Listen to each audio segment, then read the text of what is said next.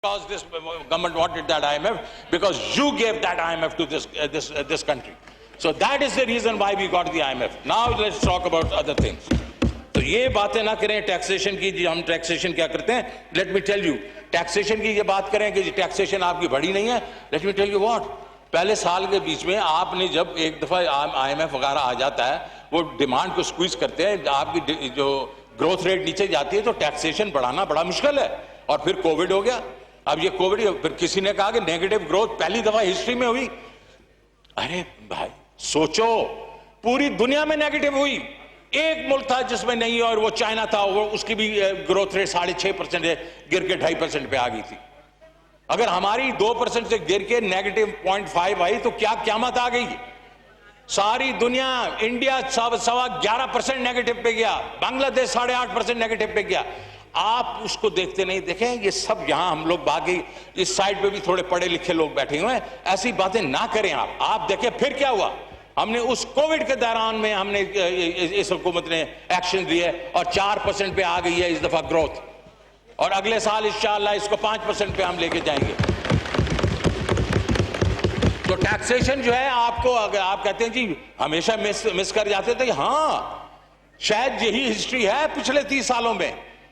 But इस दफा 47,000 जो 4.7 ट्रिलियन का टारगेट है मिस्टर स्पीकर, हम उसको एक्सीड करेंगे और अगले साल इसको 5.8 ट्रिलियन पे लेके जाएंगे.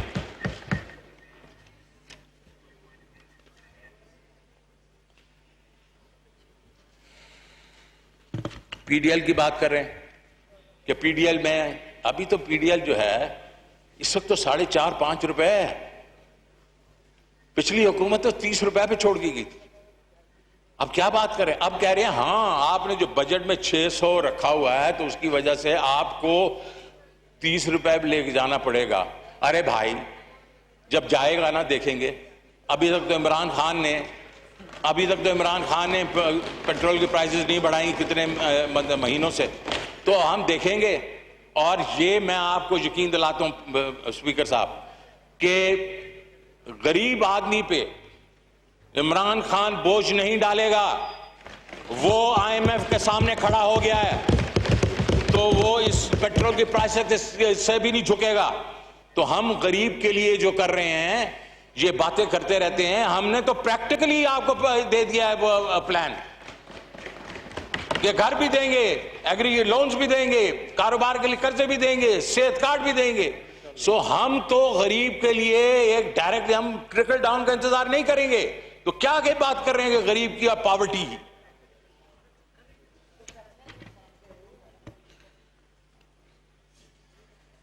अभी हमारे कैसर शाह साहब बड़े अच्छे आदमी हैं और मैं उनकी कदर करता हूं. मैं भी किसी जमाने में इलेक्टेड था कैसर शाह साहब, तो आप ये ना कहें मैं अनइलेक्टेड आदमी इधर आ गया हूं. दूसरी चीज यह है कि ये बात सही करते हैं कि 1972 के बाद हमने प्लानिंग छोड़ दी और हम एनुअल डेवलपमेंट प्लान्स पे आ गए, और कोरिया वगैरह ने हमारे ही प्लान लेके चले गए. और ये सही बात करते हैं कि 60s के 1968 में Pakistan was the 4th largest economy in Asia after Japan, China, India and Pakistan. India, China and Pakistan. अब किधर हैं? क्योंकि प्लानिंग छोड़ दी हमने. अब इस दफा स्पीकर साहब हमने एक इकोनॉमिक एडवाइजरी काउंसिल बनाई. उसमें 22 जो हमारी मिनिस्ट्रीज हैं और हमारे इदारे हैं, उन्होंने डिटेल्ड प्लान्स बना दिए हैं. Short, medium, long term plans बना दिए हैं जिस तरह पहले बनते थे विद ऑल स्टेक होल्डर्स. और वो हमने जो स्ट्रेटेजिक प्लानिंग थी फिर से शुरू कर दी है. और ये पिछले आप देखें ना 72 के बाद नहीं हुई. ये 72 के बाद 50 साल के बाद हमने अभी पहली दफा की फिर से शुरू कर दी है. तो जनाब आपको ये खुशी होगी कि हम ये कर रहे हैं. और दूसरा फिर आपने बात की कि करंट अकाउंट डेफिसिट हो गया इस महीने में. अरे भाई अभी भी पूरे 11 महीने का सरप्लस है. ठीक है, अभी भी सरप्लस है. क्या हमें विरसे में मिला $20 बिलियन का डेफिसिट. इस वक्त सरप्लस है. हाँ, ऊंच नीच होगी, कभी ऑयल प्राइसेस ऊपर जाती हैं, कभी नीचे जाती हैं, आप इफेक्ट होते हैं, कभी हमें कमोडिटीज लानी पड़ती हैं, वीट इंपोर्ट करना पड़ता है, लेकिन अभी भी सरप्लस है। आपका ख्याल में ये सरप्लस रहेगा? शायद ना रहे, शायद 1-2-3 बिलियन डॉलर हमारा डेफिसिट हो जाए, लेकिन हमारे पास फ्लोज हैं, we have capacity, we will create dollars. क्योंकि आपने बजट में देखा कि हमने किस चीज को हमने तरजीह दी, एक्सपोर्ट्स एक्सपोर्ट्स एक्सपोर्ट्स। तो इसलिए फिक्र नहीं करें, हमारा एक्सचेंज रेट भी बहुत रियल इफेक्टिव एक्सचेंज रेट के साथ है।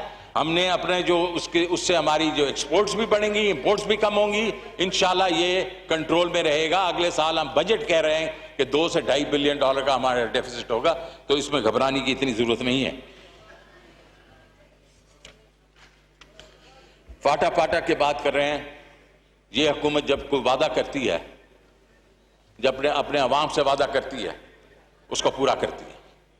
और अगर ये लोग कह रहे हैं कि जनाब उससे जो है बहुत, तो हमने जो वादा किया उन लोगों के साथ जो 30 साल से सफर कर रहे थे, जो बेघर हो गए थे, जिनकी आप समझे कि आमदनी जो है बिल्कुल गायब हो गई थी, उसमें इसी पार्लियामेंट ने 3 साल पहले एक वादा किया था और अब उसके ऊपर एक शोर मच गया। लेकिन आपकी हुकूमत ने बैठ के उनके सब स्टेक होल्डर के साथ बैठे और उसका एक वे फॉरवर्ड निकाला।